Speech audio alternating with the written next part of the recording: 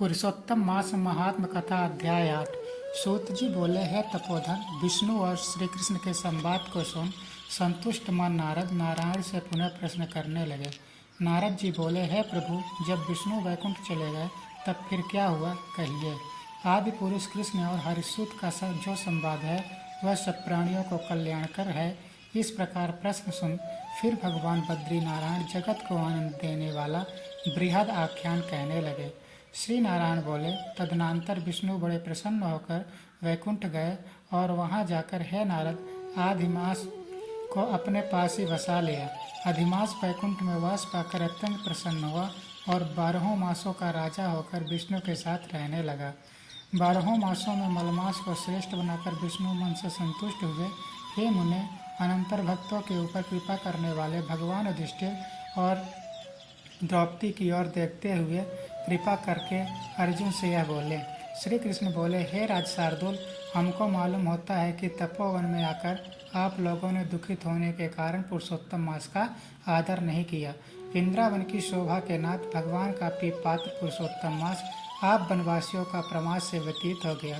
भीष्म, द्रोणाचार्य, कर्ण के भय से शस्त्रस्थ मन आप सब लोगों के भय और देश से मुक्त होने के कारण प्राप्त पुरुषोत्तम मास का ध्यान नहीं किया।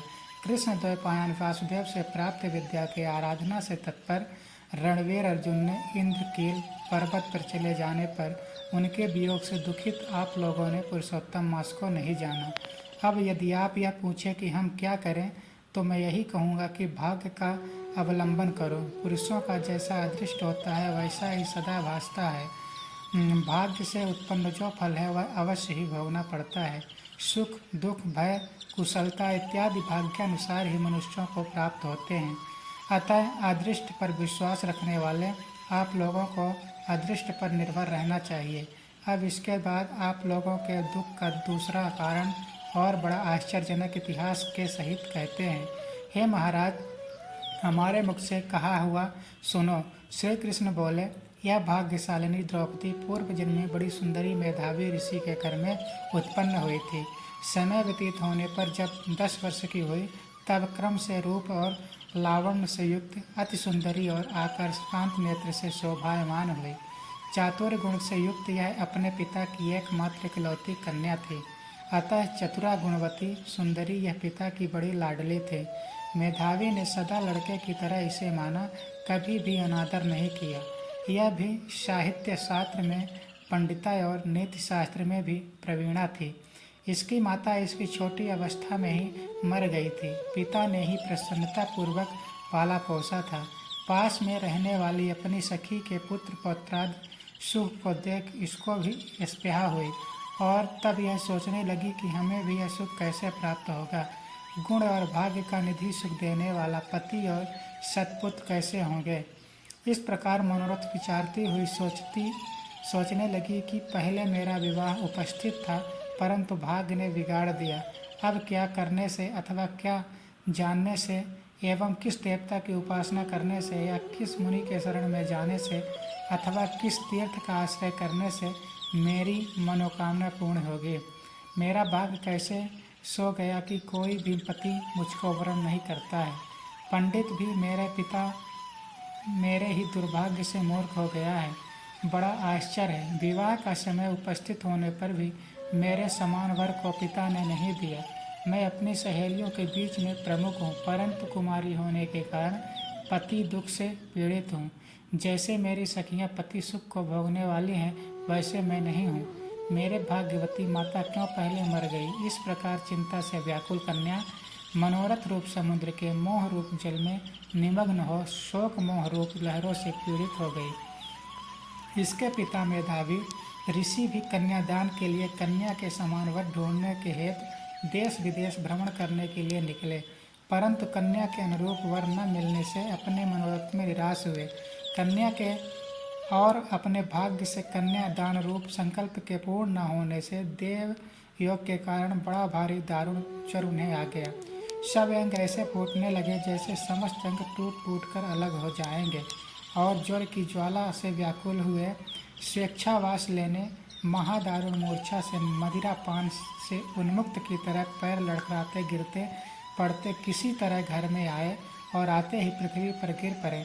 भय से विहाल कन्या जब तक पिता को देखने आए तब तक कन्या को स्मरण करते हुए मेधावी मुनि मरणासन्न हो गए। भाग्य के फल रूप बल से एकाएक कांपने लगे और कन्यादान प्रसंग से उठा हुआ जो महोत्सव था वह जाता रहा। तदनंतर पहले किए हुए गृहस्थाश्रम धर्म के परिश्रम के प्रभाव से संसार वासना को त्याग कर भगवान में चित्त को लगाने लगे। उस मुमूर्षु मेधावी ऋषि ने शीघ्र ही नीलकमल के समान श्याम त्रिविल से सुंदर आकृति वाले श्री पुरुषोत्तम हरि का स्मरण किया। हे रास के स्वामी, हे राधा रमण, हे प्रचंड भुज दंड से दूर से ही देवताओं के शत्रु दैत्य को मारने वाले, हे अतिउग्र दावानल को पान कर जाने वाले, हे कुमारी गोपिकाओं के उतारे हुए वस्त्रों को हरण करने वाले, हे श्री कृष्ण, हे गोविंद, हे हरे, हे मुरारी, हे राधेश, हे दामोदर, हे दीनानाथ, मुझ संसार में निमग्न की रक्षा कीजिए। इंद्रियों के ईश्वर आपको प्रणाम है। इस प्रकार मेधावी के वचनों को दूर से ही सुनकर श्री भगवान के दूत चटपट मुकुंद लोक में आए और उस मरे हुए मुनि को हाथ से पकड़कर ईश्वर के चरण कमलों में ले गए। इस प्रकार अपने पिता के प्राणों को निकलता देख वह कन्या हाहाकार करके रोने लगी और पिता के शरीर को अपनी गोद में रखकर अति दुख से विलाप करने लगी। चील पक्षी की तरह बहुत देर तक विलाप करके अत्यंत दुख से विलाल हुई और पिता को जीवित की तरह समझकर बोली। बाला बोली, हाय हाय, हे पिता, हे कृपा सिंधु, हे अपनी कन्या को सुख देने वाले, मुझे आज किसके पास छोड़कर आप वैकुंठ सिधारे हैं। हे तात, पितुहीन मेरी कौन रक्षा करेगा। आज मेरे भाई बंधु माता आज कोई भी नहीं है। हे तात, मेरा भोजन वस्त्र की चिंता कौन करेगा। कैसे मैं रहूँगी इस शून्य वेद ध्वनि रहित निर्जन वन की तरह आपके घर में। हे मुनिश्रेष्ठ, अब मैं मर जाऊँगी, ऐसे जीने में क्या रखा है। हे कन्या में प्रेम रखने वाले पिता, हे तात, विवाह विधि बिना किए ही आप कहाँ चले गए। हे तपोनिधे, अब आप यहाँ आइए और अमृत के समान मधुर भाषण कीजिए। क्यों आप चुप हो गए। हे तात, बहुत देर से आप सोए हुए हैं, अब जागिए। ऐसा कहकर आंसू बहाती हुई घड़ी घड़ी कन्या विलाप करने लगी और पिता के मरने से दुखित हुई आर्तनाद चेल पक्षी की तरह मुक्त कंठ से रोने लगे। उस लड़की का रोदन सुन उस वन में रहने वाले ब्राह्मण आपस में कहने लगे कि इस तपोवन में अत्यंत करुण शब्द से कौन रो रहा है। ऐसा कहकर सब तपस्वी चुप होकर यह मेधावी ऋषि की कन्या का शब्द है ऐसा निश्चय कर घबराए हुए हाहाकार करते मेधावी के घर में आए और वहां आकर सबने कन्या के गोद में मरे हुए मेधावी ऋषि को देखा और देखकर उस वन के रहने वाले सब मुनि भी रोने लगे। कन्या की गोद में सबको लेकर शिव मंदिर के पास शमशान पर गए। वहां काष्ठ की चिता लगाकर विधि से अंत्येष्टि कर्म कर उनका दाह किए। दाह के अनंतर कन्या को समझाकर सब ऋषि अपने अपने आश्रम चले गए। इधर कन्या भी धैर्य धारण कर यथाशक्ति क्रिया के लिए द्रव्य खर्च किया। इस प्रकार पिता की मरण क्रिया को करके कन्या इसी तपोवन में निवास करने लगी और पिता के मरण रूप दुखाग्नि से जली हुई रंभा की तरह व्यथित होते हुई एक एवं बछड़े के मर जाने से जैसे गौ चिल्लाती है और खाती नहीं दुर्लभ होती है, वैसे ही यह बाला भी दुखित हुई। इत श्री बृहत्तरातीय पुरुषोत्तम मास महात्मने अष्टमो अध्याय। हरि शरणम। श्री वृंदावन बिहारी लाल की जय। मातेश्वरी माँ दुर्गे की जय। हर हर महादेव।